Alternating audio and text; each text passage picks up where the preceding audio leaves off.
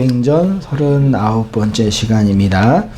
주께서 루디아의 마음을 열어 바울의 말을 따르게 하심이라는 제목으로 말씀을 상고하겠습니다. 지난주에 예고했던 것처럼요, 오늘 우리 김용우 장로님 네 분 가족께서 식사 간단하게 간단한 건 아니죠.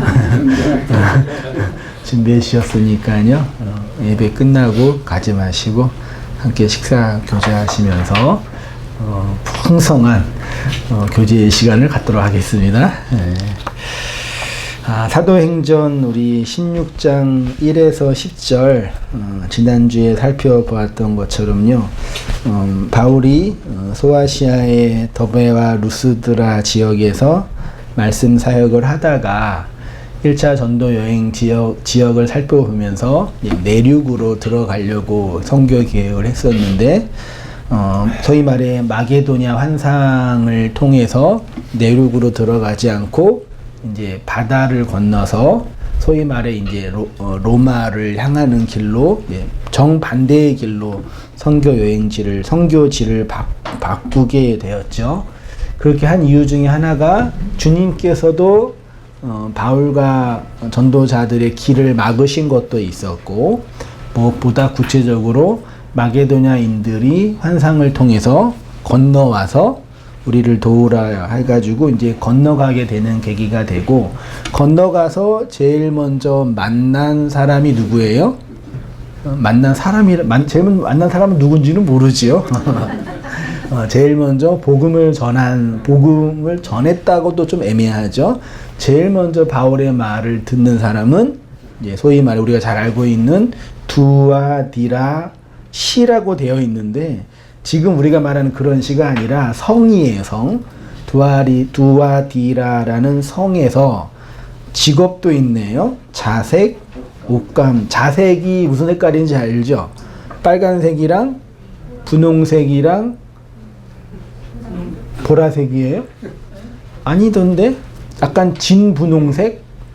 예, 약간 그 빨간색도 있고, 자주색. 예, 그 자주색이죠. 아무튼 근데 그 옷감을 이제 만드는 일을 한 사람이 아니라 그 옷감으로 이제 유통을 하는 여인이라고 하고, 강가에 있었잖아요. 고대 시대 강가에서 이제 동물의 가죽을 갖고 와서 강가에서 씻으면서 이제 염색을 했던 그런 지역이었던 걸로 추론이 돼요. 거기에서 이제 물건을 띄어다가 이제 장사를 했던 여인이었고, 아마도 이제 경제적으로나 그런 쪽으로 이제 여유로운 위치에 있었을 거라고 보여지고, 그런 여인에게 하나님의 말씀을 증거하여서 말씀을 받아들인 루디아가 바울을 받아들이고, 이제 뭐라고 얘기해요? 희한하죠.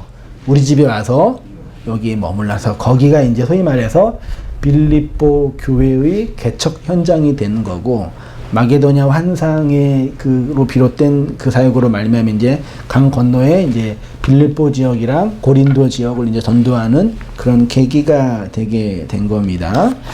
그래서 이제 빌립보서를 쭉 보면은 바울이 여러 가지 이제 빌립보서가 소위 말해 기쁨의 서신이라고 하는데, 바울이 얼마나 기쁨과 자기의 심장으로 빌립보 교회를 섬기고 사랑했는지를 여러 가지 장면에서 볼 수가 있는데, 빌립보서 1장 3절 이하 보시면, 내가 너희를 생각할 때마다 나의 하나님께 감사하며 간구할 때마다 너희 무리를 위하여 기쁨으로 항상 간구함은 너희가 첫날부터 이제까지 복음을 위한 일에 참여하고 있기 때문이라 등등 하다가 8절에 뭐라 그래요? 내가 예수 그리스도의 뭐로요?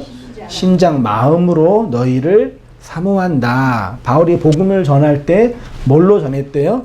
우리가 문학적으로 표현할 때 내 심장을 받아라 이런 게 아니라 그리스도의 그 마음으로 전했다라고 표현하고 있죠.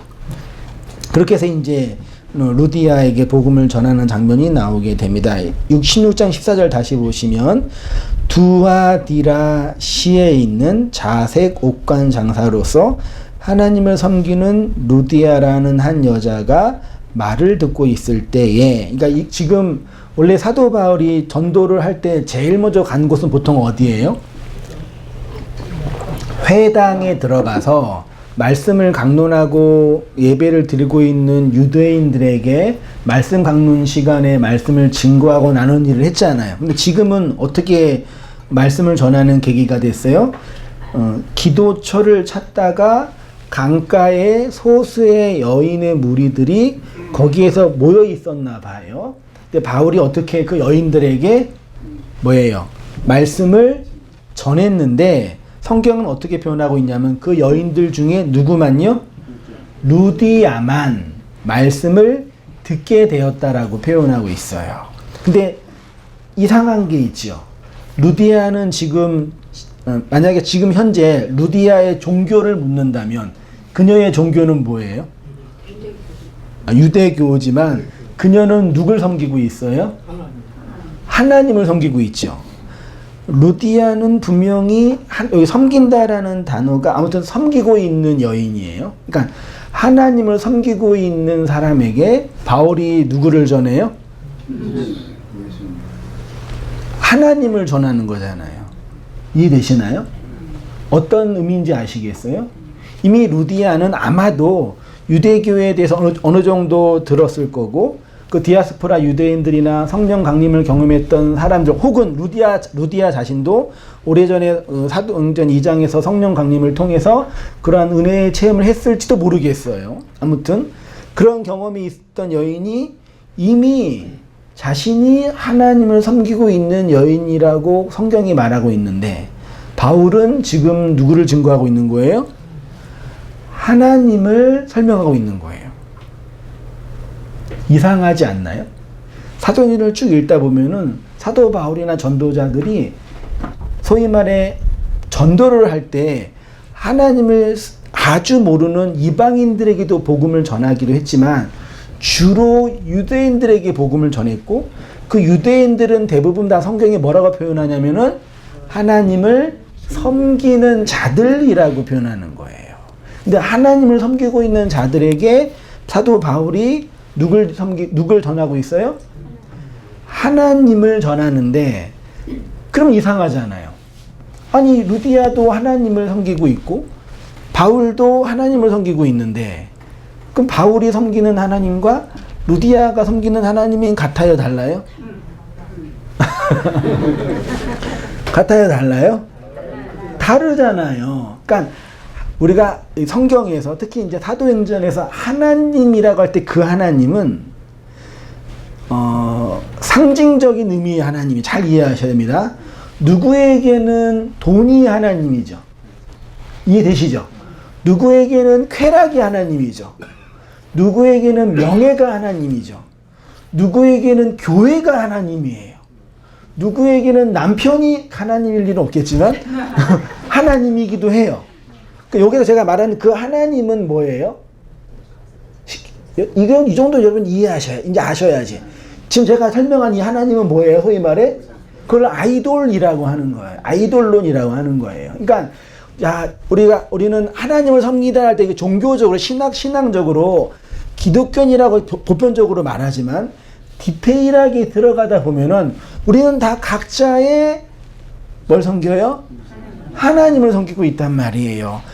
나도 하나님을 섬기고 쟤도 하나님을 섬기고 저분도 하나님을 섬기는데 자 네가 섬기는 하나님은 뭐야? 얘기하다 보면은 저분이 섬기는 하나님은 도덕의 하나님일 수 있고 이분이 섬기는 하나님은 물질의 하나님일 수 있고 요분이 섬기는 하나님은 저런 하나님일 수 있단 말이에요. 그러니까 성경 특히 사도행전에서 말하고 있는 그 하나님은 보편적으로 신학에서 말하는 유일신 이런 개념을 포장하고 있지만 내용적으로 들어가면은 자기가 욕망하는 어떤 대상을 표현한 거란 얘기죠.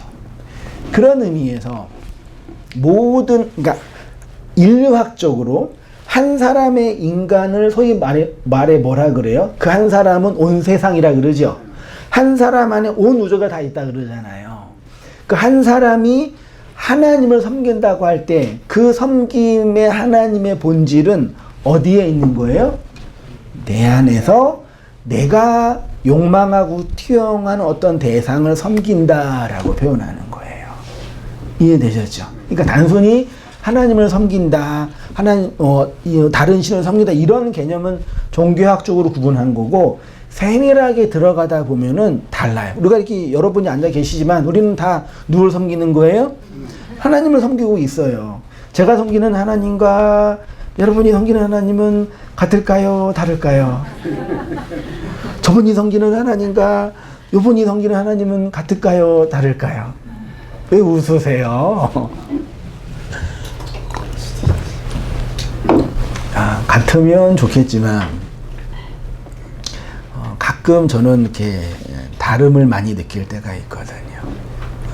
이게 단순히 참된 하나님을 믿는다 이런 개념이 아니라는 걸 여러분 이해하셔야 돼요. 근데 그래서 어쨌든 그렇게 하나님을 섬긴대요. 근데 섬기는 그 많은 여인들 중에 어떤 여인들 중에 바울이 복음을 전했죠. 전하니까 성경이 어떻게 표현해요? 듣고 있을 때에 누가요? 아니 성경을 보세요. 주는 그리스도라 그랬잖아요. 주께서 마음을 뭐해요? 열어서 바울의 말을 따르게 한다라고 표현하고 있어요. 말하는 사람은 누구예요? 바울이고 듣는 사람은 누구예요? 루디아예요. 근데 루디아의 마음을 누가 열어요?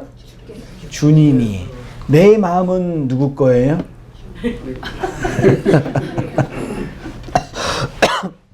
내 마음은 누구 거예요? 내 거죠. 내 마음의 문은 누가 열어요? 내 건데 누가 열어야 돼요? 내가 열어야 되지요. 일반적으로 다. 근데 오늘 본문은 누가 연대요?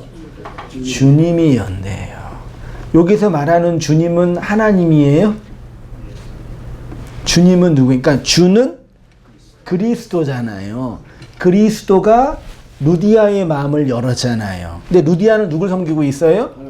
하나님을 섬기고 있단 말이에요. 근데 우리는 하나님이 주님이고 주님이 그리스도고 그렇게 표현하잖아요. 근데 오늘 본문은 루디아가 섬기고 있는 하나님과 루디아의 마음을 여는 하나님을 다르게 설명하고 있단 말이에요. 요거를 보셔야 돼요. 제가 본문을 좀 길게 잡으려다가 이 본문을 좀 깊이 묵상하면서 여기서 이게 막 정리했거든요. 그러니까 왜 이런 성경의 해석이 있게 되냐. 사도행전을 계속 읽다 보면은 특히 이 신약성 읽다 보면 이런 고민을 많이 하게 돼요. 아니 엘로힘이라고 표현되고 있는데 다 하나님을 섬겼는데 대부분 그래서 주석가들은 어떻게 표현하냐면은 하나님을 섬기는 유대인이라고 할 때 그 유대인은 소위 말해서 바울 시대 때 경건한 유대인이라고 표현하거든요. 그 경건한 유대인은 그냥 유대인이에요. 아직 그리스도인이 아닌 거란 말이에요. 각자가 섬기고 있는 하나님이 있다라는 말이에요. 근데 그렇게 섬기고 있는 자들에게 누가 마음을 열었다고요? 주님이 그리스도가 그녀의 마음을 연다라고 표현하고 있어요. 그러니까 이게 똑같지요. 말씀을 전하면 그 말씀을 누가 들어요? 전하는 사람은 전하는 자고 듣는 자는 듣는 성도인데 그 말씀을 듣게 하시는 분은 누구예요? 나의 지성이고 나의 노력이겠지만 제 표현 들리게 한다라고 표현하는데 들리게 하는 분은 누구예요? 오늘 표현으로는 주님이죠. 주님은 뭐라고요? 그리스도란 말이에요. 그리스도는 어떤 역할을 하셨어요? 십자가에서 죽으시고 영으로 부활하여 우리에게 임하신 하나님이라고 표현하는 거예요. 잘 이해하십니다. 루디아가 섬기는 하나님과 십자가에서 죽으시고 영으로 임하신 그리스도라는 하나님은 같아요? 달라요? 하나님이라는 단어는 같지만 같아요? 달라요? 그러니까 이게 루디아가 살고 있는 도시의 이름이 뭐라고 표현했어요? 두아디라죠. 두아디라에 루디아가 있단 말이에요. 요 두아디라가 헬라어로 디아테리아라는 그냥 지역명 이름인데 사전을 찾아보니까 어디에서 왔냐면 디미아오라는 동사에서 왔대요. 디미아오는 뭐냐면 분향하다, 향을 피우다. 언제 분향해요? 제사 드릴 때. 언제 향을 피워요? 동물의 피를 신에게 바칠 때 그때 향을 피우잖아요. 그 동사와 관련된 것이 뒤요라는 거. 요거는 바치다, 희생하다. 그래서 이 단어를 보면은 희생제사를 드린다라는 의미를 가지며 연기를 내기 위해 태우는 것을 의미한대요. 분양하다. 그러니까 이 디미아오, 디오, 디아테리아라는 이 단어 안에는 동물의 희생제사를 바치고 있는 어떤 고대 시대의 그런 모습을 담고 있는 표현처럼 들려요. 거기에 누가 살고 있다고요? 루디아가요. 그녀가 뭐 하고 있다고요? 하나님을 섬기고 있다고요.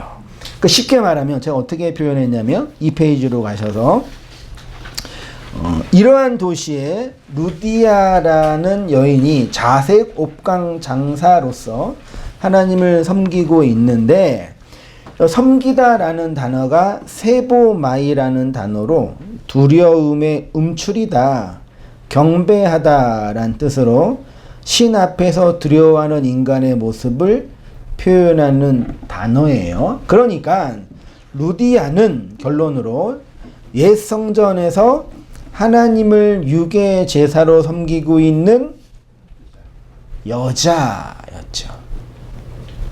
누구라고요? 여자. 뭐 하고 있어요? 섬기는데 그녀의 직업이 뭐예요? 장사하고 있잖아요.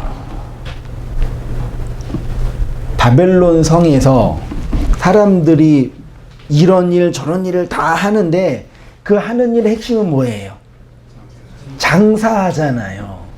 하나님을 팔아서 자기의 것을 채우는 인간의 모습을 설명하고 있는, 상징하고 있는 거죠.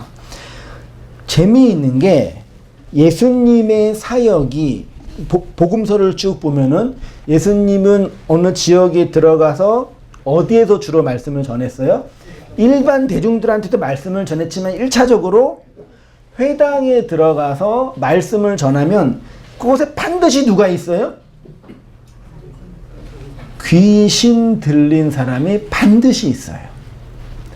회당에 귀신 들린 사람이 반드시 있단 말이에요. 오늘 본문 이후에 바울이 여기 빌립보 교회에서 루디아에게 말씀을 전하고 말씀을 전하다가 이후에 곧바로 누구한테 복음을 전해요? 귀신 들린 여종이라고 표현되는, 오늘날로 말하면은 귀신으로 점치는 그런 여인에게 사람에게 복음을 전하잖아요. 예수님과 비슷해요.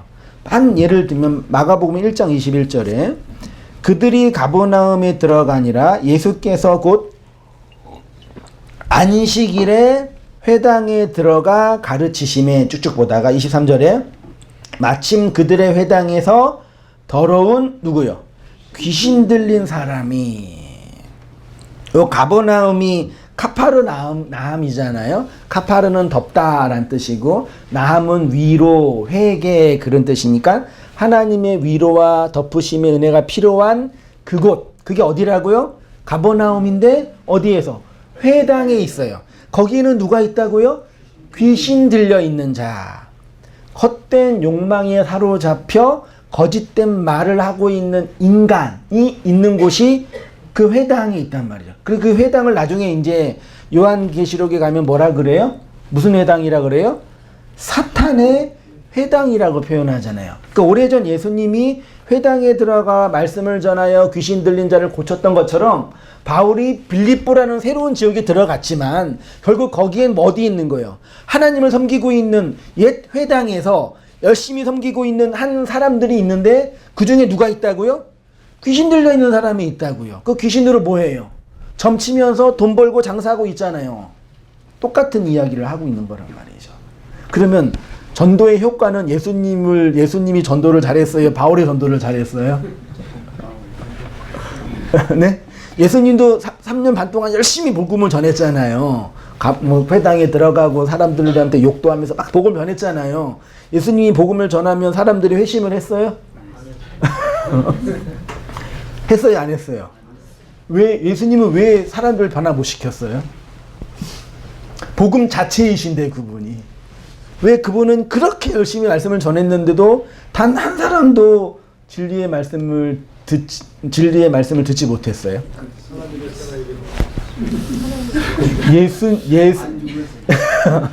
예수님은 아직 안 죽으셨어. 예?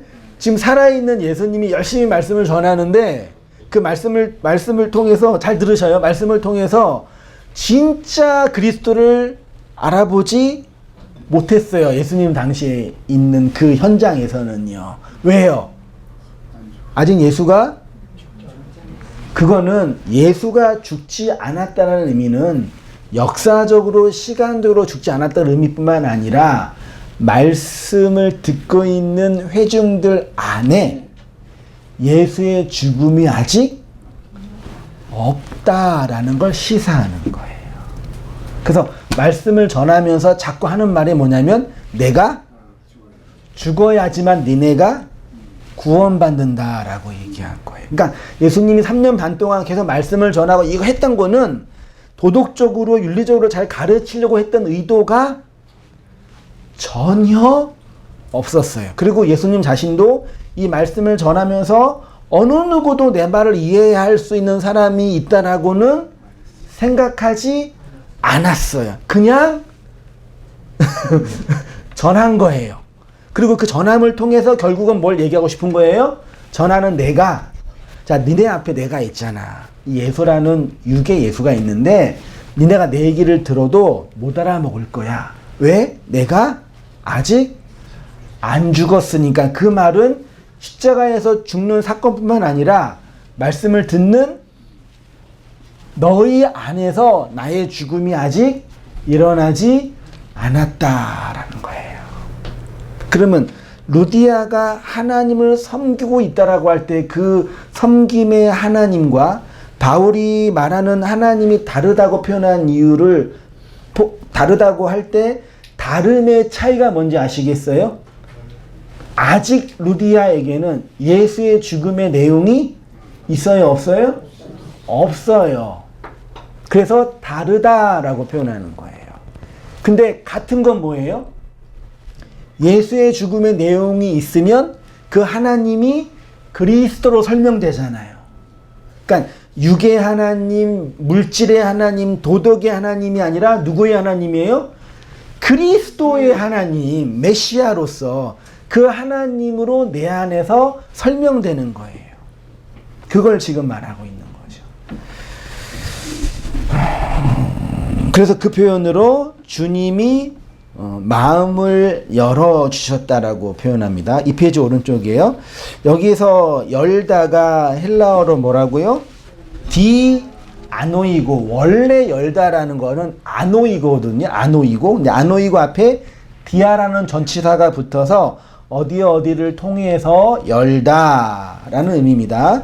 아노이고는 하늘이 열린다, 마음이 열린다 등으로 상징적으로 하나님의 말씀과 계시의 내용이 이해되고 전달되는 개념입니다. 예수님의 사역 속에서 보지 못하고 듣지 못하고 말하지 못하는 자, 귀신 들린 자들이죠. 이런 사람이 귀신 들린 자예요. 올 때 모두 뭐 했어요? 열어주셨어요. 눈을 뜨게 하셨고 못 듣는 거를 듣게 하셨고 말하지 못하는 것을 말하게 하셨죠. 눈으로 본다, 열다죠. 귀로 듣다도 귀가 열린다라고 표현하죠. 입으로 말하다도 입으로 열린다라고 표현하죠. 그렇게 열어주셨죠. 고쳐주신 거예요. 그게 아노이고죠. 그러면 요 내용이 구체적으로 어떻게 설명되는 거예요? 자, 예수님이 눈을 떠라. 그럼 눈이 떠졌죠. 못 보는 분이 말하라 그러면 말했죠. 들어라 그러면 들었죠. 그러면 그 당시에는 그렇게 물리적으로 이적처럼 못 보는 자, 못 듣는 자, 못 말하는 자가 보게 됐는데 오늘 그 일이 그대로 일어나요? 안 일어나요? 오늘날 그런 물리적인 이적이 일어나요? 안 일어나요? 일어나지 않아요. 일어나면 안 돼요. 그 일이 어떻게 일어나요? 어떻게 반복이 돼요? 상징적으로, 의미적으로. 우리가 장님이었잖아요. 듣지 못했잖아요. 말하지 못했잖아요. 근데 지금은 보네요. 지금은 들리네요. 지금은 말하잖아요. 어떻게 열렸냐고요? 주님이 뿅 나타나서 보세요. 그리고 어떻게 열렸어요? 이 아노이고라는 단어를 가장 아름답게 사용된 곳이 누가복음 24장 31절이잖아요. 어떤 내용인지 아시죠? 엠마오로 가는 제자들한테 예수님이 뭐 했어요? 눈을 열어주셨죠. 눈을 여는 거랑 똑같이 표현된 단어가 뭐예요? 성경을 열어주실 때. 성경을 열어주실 때. 예수님 당대 때 성경이 있었어요? 없었어요? 지금 우리가 말하는 이런 성경이 있어요? 없어요? 이걸 성경이라 그러면 소식 안 되거든요. 구약의 토라라 그래야 되는데, 이게 성경을 열다, 물리적으로 열다지만 그 안에 있는 내용을 설명하다. 그 안에 있는 내용이 누구예요? 그리스도잖아요. 근데 그리스도를 이해하려면 전제되는 게 뭐예요? 그리스도의 죽으심과 너의 죽음. 내가 그리스도와 함께 십자가에 죽었나니 나도 죽고 예수도 죽고 또 누가 죽어요? 세상도 죽잖아요. 누구의 죽음이 몇 중의 죽음이에요? 3중의 죽음. 하나님의 죽음, 나의 죽음, 내가 보는 세상의 죽음으로 서로 죽음이라 표현하죠. 그렇게 죽어야 그리스도 기록된 말씀이 그리스도로 풀려지게 된다라고 표현하는 거죠. 바울이 그대로 사역한 것 중에 하나가 이거예요. 사도행전 17장 31절에 뜻을 풀어. 이게 뭐라고요? 아노이고예요. 성경을 열어. 그리스도가 해를 받고 죽은 자 가운데서 다시 살아나야 할 것을 증언하고 너희에게 전하는 이 예수가 곧 그리스도라 하니. 3페이지 찾아보셨어요? 여러분 사도행전 17장 3절 이하 여기에서 우리가 단어적으로 이해 못하는 게 있어요? 없어요? 너무 명백하잖아요. 뜻을 풀어 그리스도가 해를 받고 죽은 자 가운데서 다시 살아나야 할 것을 증명하고 이르되 내가 너희에게 전하는 예수가 뭐예요? 그리스도. 그러니까 초대교회 당시 그리스도인들의 신앙 고백은 뭐예요? 주 예수 그리스도예요. 우리는 너무 단순하고 명백하게 사용하고 있지만 주님이 그리스도고 그리스도가 누구였다고요? 육체로 오신 예수였다라고요. 여기에 하나님 있어요? 없어요? 하나님이란 단어 없어요. 엘로힘이란 단어가 없다고요. 잘 이해하셔요. 그러니까 우리가 일반적으로 하나님을 믿는다라고 할 때 그 하나님은 그냥 어떤 하나님이에요? 이름의 하나님이에요. 이름의 하나님이라고요. 그러니까 오늘날 한국교회 종교 현상을 보면서 뭐 다 그런 건 아니고 제가 일하면서 이렇게 또 말씀 공부하면서 사회 현상들을 보면서 신천지에서 일어나는 일이 개신교 전통 교회에서도 동일하게 일어나고 통일교회에서 일어나는 일이 정통 기독교라고 하는 교회에서도 일어나는 현상을 보면서 왜 우리가 믿는 이 종교 안에 하나님을 믿는다고 하는데 매일 설교 시간에 하나님을 믿으라고 하고 그 하나님의 뜻대로 살라라고 끊임없이 종용하며 착하게 살지 못하고 있는 자신들을 보면서 회개하라고 말하는 이 종교가 왜 꼭대기에 올라가면 하는 짓이 똑같을까요? 예? 물론 정말 이름 없이 빚도 없이 복음으로 고난받으면서 교회를 세워 있는 목사와 성도들이 없는 것 같아요.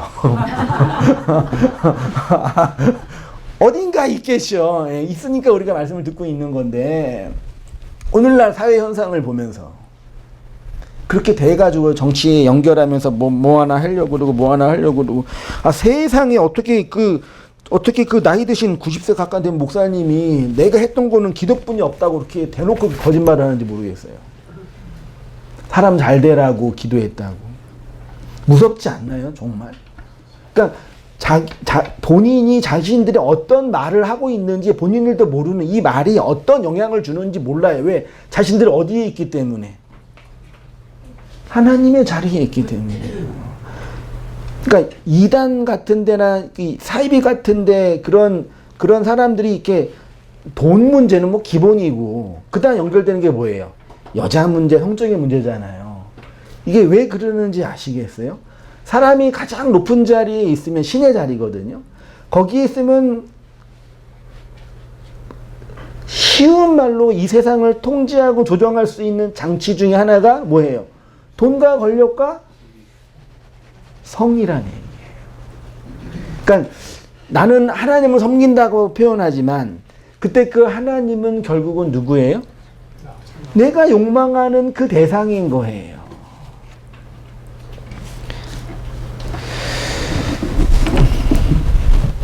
그래서 내가 그리스도와 함께 십자가에 못 박혀 죽었다. 내가 죽고 누가요? 하나님으로 표현된 그 예수가 죽어야 서로 하나가 된다라고 표현하는 거예요. 단순히 내가 그리스도와 함께 십자가에 못 박혀 죽었나니를 내가 욕망하고, 물론 그런 의미가 있죠. 내가 욕망하고 내가 바라는, 내가 희생하는 차원 정도로만 이해하면 1차적인 이해인 거죠. 오른쪽에 보세요. 3페이지. 예수님의 공생의 기간 중에 사역한 말씀을 중요한 것은 말씀을 전하는 거였는데 그 말씀을 듣는 자들은 거의 다 유대인들이었고 그들은 다 하나님을 섬기고 있었으며 누구를 기다렸어요? 메시아를 기다리고 있었죠. 오늘 본문의 루디아라는 여인도 이미 하나님을 섬기고 있는 자라고 표현하고 있습니다. 그녀가 하나님을 섬기고 있는 것으로는 그의 구원에는 충분하지 않지요. 이런 이유 때문에.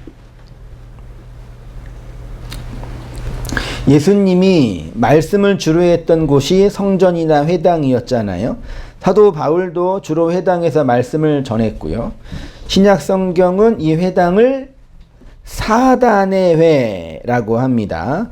그러면서 그들은 하나님을 섬기고 하나님을 경외하는 자들이라고 표현하죠. 섬긴다라는 것은 희생제사를 드린다라는 것이고 이 말은 하나님을 동물의 제사로 예배해야 하는 거죠.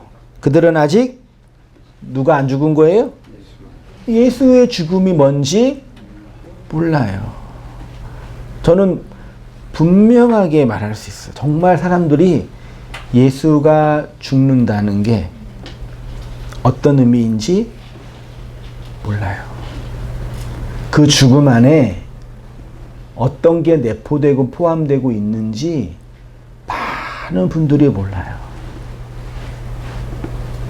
그리고 알려고 하지도 않는 것 같아요.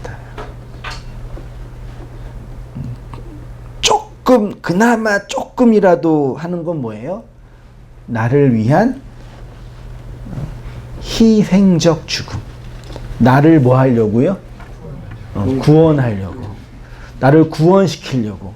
나 같은 죄인, 이 벌레마도 못한 나 같은 죄인을 살려내려고 예수라는 그 신이 희생하여 죽었다. 나는 얼마나 귀한 존재인가. 이런 차원의 그 복음적인 레토릭으로 정도만 이해하는 거죠. 그렇게 예수의 죽음과 희생으로 구원받았는데 나는 여전히 어떻게 살아요? 내가 욕망하는 대로 살아요. 그러니까 살잖아요. 내가 아니더라도 제법은 알잖아요. 저 사람들 보면 알잖아요. 그 내가 욕망하는 그 욕망의 자리에서 누가 죽은 거예요? 예수가 죽은 거라고요.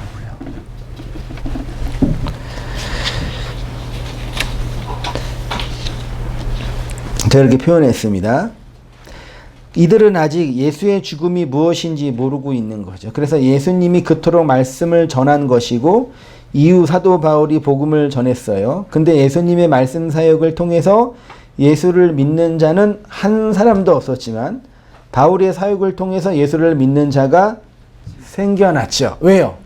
예수님이 말씀을 전할 때 그리스도가 마음을 열어주지 않으셨기 때문이고 왜? 예수가 아직 안 죽었으니까 바울이 복음을 전할 때는 그리스도가 말씀을 듣는 사람들의 마음을 뭐 해주셨대요? 열어주셨기 때문이에요. 그러니까 우리가 복음의 진리로, 말씀을 복음의 진리로 듣는다라는 것은 나의 고난, 나의 상황, 이런 상황 속에서 내가 푸토코스에서 말씀을 듣는 준비도 되지만 하나님이, 그리스도가 누구의 마음을 열어야 되는 거예요? 내 마음을 열어주셔야지만 말씀이 뭐 하는 거예요? 들리는 거예요. 그래서 예수가 십자가에서 뭐 했다고요? 죽으셨다고요. 문이 열리려면 누가 죽어야 된다고요? 예수가 죽어야 된다고요. 4페이지로 가셔서 누가복음 9장 22절 이하. 이르시되 인자가 많은 고난을 받고 장로들과 대제사장들과 서기관들에게 버림받아 죽임을 당하고, 뭘 당하고요? 누구에게요? 이게 유대의 예수님을 반대했던 율법주의자이라고 말하지 마세요. 이게 누구예요? 하나님을 율법으로 섬기고 있는 나를 설명하고 있다고요. 인자가 온 것은 섬김을 받으려 함이 아니요 도리어 섬기려 하고 자기 목숨을 많은 사람의 대속물로 주려 함이라. 예수님이 이 세상에 오신 유일한 목적은 뭐예요? 죽는 거예요. 근데 그 죽음 안에 누구의 죽음이 내포되어 있어요? 예수가 무너뜨린 종교가 뭐라고요? 그게 유대교라고요. 어떻게 유대교를 무너뜨렸어요? 그분의 죽음으로요. 네? 그분의 죽음으로, 제가 말한 유대교는 상징적인 거예요. 유대교를 무너뜨린 거죠. 그러면 그 유대교는 누구예요? 나잖아요. 옛 성전에서 희생제사로 하나님을 섬기고 있는 나를 예수가 함께 무너뜨려 죽인 거란 말이에요. 그 얘기하는 거죠. 그렇게 죽어야지만 하늘문이 열린다. 하늘에 닫힌 문이 열리고 은혜의 문이 열려서 지옥이라는 이 세상에 내 안에 복음의 은총이 떨어지게 되는 거죠. 그래서 성경은 그렇게 죽임을 당한 예수를 가리켜 성전에 뭐라 그래요? 휘장이라고 하잖아요. 잘 알고 있잖아요. 히브리서 10장 19절 이하 본문 보이세요? 네, 같이 읽어보겠습니다. 시작.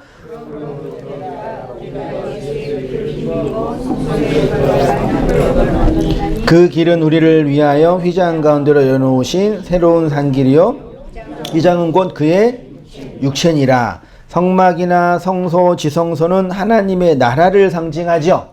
그게 하나님의 나라예요. 눈에 보이는. 그 나라에 들어가려면은 성전 뜰에서 성전으로 들어가 여러 가지 기병들을 통해서 동물의 희생제사를 통해서 결국 어디에 들어가야 돼요? 지성소로 들어가야 되는데 지성소는 뭐가 가리고 있어요?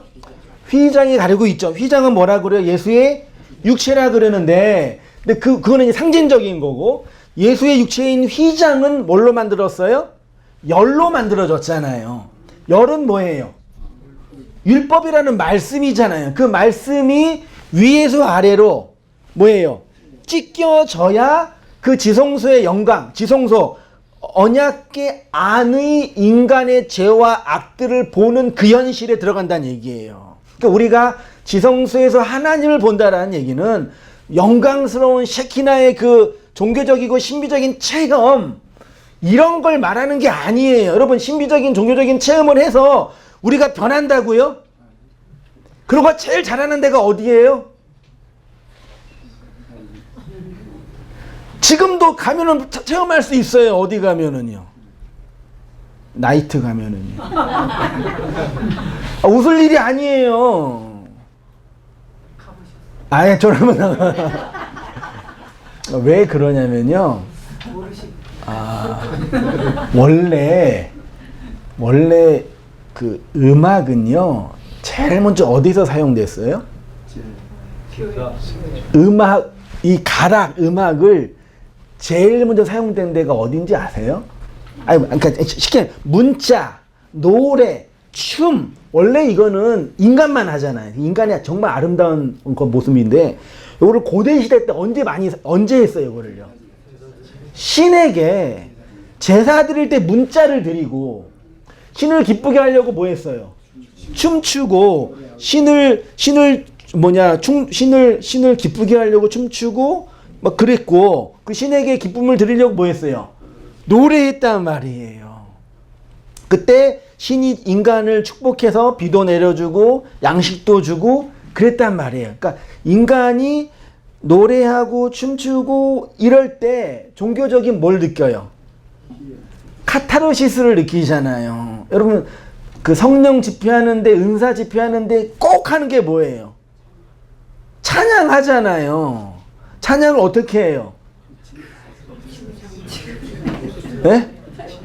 똑같은 거를 계속해서 반복한단 말이에요.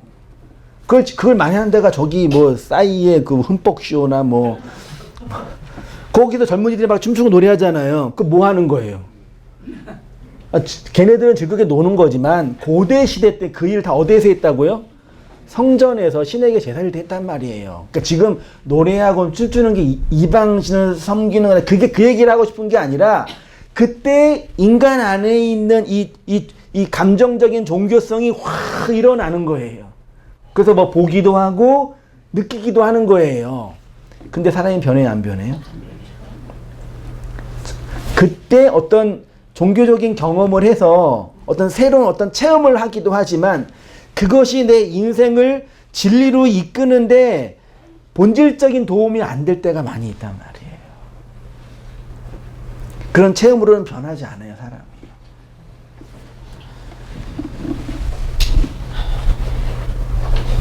말씀이 내용으로 찢어져 언약궤 안에 있는 뭘 볼 때? 내 안의 죄, 하나님을 대적하여 생명기를 벗어버린 나의 옛자의 실존을 볼 때 내가 죽는 거예요. 그때 회개가 일어나고 하나님과 연합이 일어나고 하나님과 하나됨이 일어나고 내 안에 새롭게 갱신되는 새로운 하나님의 은혜의 시여가 일어난다라고 말하는 거예요. 그걸 복음이 말하는 사람의 진정한 변화라고 해요. 그렇게 변화돼서 도덕적으로 깨끗해 보일 수도 있고요. 외적으로 선하게 보일지도 모르겠어요. 그럴 수도 있을지도 모르지만 안 그럴 수도 있단 말이에요. 그래서 예수의 죽음과 나의 죽음 안에서 세상도 강구도 없고 오직 누구만 남아요? 구속하신 주, 곧 그리스도만 남게 됩니다. 라고 말하는 거죠. 그러니까 열폭 휘장이 찢어졌다는 얘기는 예수의 육체인데 그 육체는 기록된 말씀이란 얘기예요. 그러니까 그거를 오늘날 인식론적으로 하나님의 말씀이 이해됐다. 이해된 거는 뭐 깨달아졌다. 근데 내용은 뭐예요? 예수의 죽음 안에 누구의 죽음이요? 나의 죽음. 나의 죽음은 언약궤 안에 내 죄와 악들의 현실을 목도하고 경험함으로 말미암는 갱신, 회복 등등이라고 표현하는 거예요. 그거를 고대 시대 때 유대인들이 희생제사를 드리면서 경험했을 거예요. 그러면 그들은 그 경험을 통해서 누구를 본 거예요? 그리스도의 죽음과 부활을 본 거잖아요. 그래서 구원받는 거고. 우리는 그리스도의 죽음과 부활의 내용들을 말씀을 통해서 확인해서 그래서 구원받는 거라고 표현하는 거예요. 그 일을 제가 쭉 한 겁니다. 열은 하나님의 말씀을 상징하는 그 말씀이 찢어져서 언약궤 안으로 들어가게 됩니다. 사실 이거는 창세기 3장 23절 보세요. 여호와 하나님이 에덴 동산에서 그를 내보내어 그의 근원이 된 땅을 갈게 하시니라. 이같이 하나님이 그 사람을 쫓아내시고 에덴 동산 동쪽에 그룹들과 두루도는 불칼을 두어 뭘 지켜요? 생명나무 길을 지키게 하는 거죠. 그 생명나무의 길에 도달하기 위해서는 어디를 통과해야 돼요? 그룹, 천사, 말씀과 말씀의 내용인 뭐예요? 화염검. 그러니까 그룹과 화형금은 같은 거예요. 말씀이에요. 그 말씀을 통과해야지만 어디에 도달한다고요? 생명나무 기 똑같잖아요. 열폭휘장이 찢어져야지만 지성소의 영광, 세키나의 영광을 보게 되는 것처럼 그 영광의 길로 들어가게 된다는 얘기죠. 성경이 그거를 뭐라 그런다고요? 구원받았다라고 표현해요. 하나님의 신율의 은총을 상징하는 생명나무로 갈 수 있는 길은 하나님이 불로 둘러싼 검을 통해서 막으셨습니다. 아무튼 인류의 역사는 이렇게 하나님이 막으신 속에서 어떻게 생명나무의 길이 열리게 되는지를 설명하고 있는 거죠. 결국 그 길은 참된 길이신 예수 그리스도를 통해서만 갈 수 있는 겁니다. 그 길은 하나님의 진리의 말씀, 검으로 오신 예수 그리스도의 죽음과 부활을 통해서만 나타나게 되는 거예요.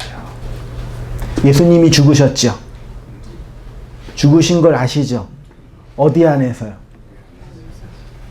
그 죽음이 나를 어떻게 폭로하고 드러나고 고백하고 있는지 여러분 알고 계시잖아요. 그래서 예수가 죽어야지만 하늘이 열리고 누구의 마음이 열려요? 내 마음이 열려요. 내가 내 마음을 열어요? 못 열어요? 못 열어요. 그래서 그 젊은이들이 그렇게 가가지고 노래도 하고 춤도 추면서 뭐 하나 느끼고 싶고 누리고 싶은 거예요. 내 마음이 내 마음대로 돼요? 안 돼요? 안 되니까요. 근데 이제 자력구원을 말하는 여러 종교에서는 내가 내 마음을 뭐예요? 수양과 노력으로 컨트롤한다라고 말하는 거고, 복음은 그 마음은 그리스도가 죽으시고 내 안에 임하여야지만 가능하다고 하니 그리스도의 죽음의 내용을 뭐 할 사람이 필요한 거예요? 말로 증언하고 전할 바울의 사역이 필요한 거예요.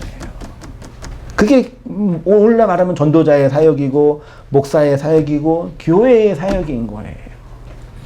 그러니까 보세요. 오늘날 복음을 전한다고 하는 사람들이 있냐고요. 네? 교회에 불러들이고 네 마음은 누가 열어야 돼? 네가 열어야 돼. 그러고 있잖아요.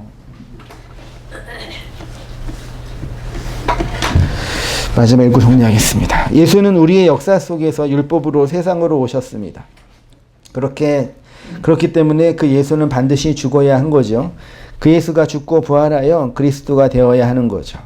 그리스도가 진리의 영이 되어 이제 영으로 우리의 마음과 역사를 뚫고 우리를 장악하고 통치하여 진리의 영, 진리의 말씀이 되신 거죠. 그래서 우리가 그리스도의 영으로 참된 생명, 영생을 얻는 거다라고 표현합니다. 그리스도가 영으로 내 안에 들어와 내가 진정으로 하나님의 아들이 된 겁니다. 이것이 성도가 받는 구원의 원리인 거죠. 그래서 바울이 루디아의 마음을 열었다라고도 표현하지 않고, 루디아가 스스로 마음을 열었다라고도 표현하지 않고, 누가요? 그리스도가 그의 마음을 열어. 누구의 말이요? 바울의 말을 따르게 한다라고 표현하는 거죠. 이렇게 열려진 마음으로 그리스도의 말씀을 듣고 그 안에 거하는 자들이 교회인이 이 은혜 안에서 살아가는 성도님 되시기를 축원드립니다. 네, 기도하겠습니다. 하나님 아버지, 그렇게 죽으신 예수의 죽음 속에서 우리 안에 영으로 나타나시고 진리로 증언하셔서 우리의 죄와 악들을 목도하고 폭로하게 하셨사오니 그 은혜의 일하심들로 말미암아 하나님의 생명으로 살아가는 우리의 모든 삶들이 될 수 있도록 인도하여 주시옵소서. 그리스도가 머리를 둔 집으로 심령과 마음에서 생수의 강이 흘러나오고 입에서 진리로 고백하는 우리 교회의 영광이 되어지도록 인도해 주시며, 그로 말미암는 하나님의 생명과 은혜의 나타나심으로 주님을 찬송하는 우리 모든 교회들이 될 수 있도록 은혜를 베풀어 주시옵소서. 이제는 우리 주 예수 그리스도의 은혜와 하나님 아버지의 크신 사랑과 성령의 교통하심이 사랑하는 모든 성도님들의 삶 속에 지금부터 영원까지 함께 있을지어다. 아멘.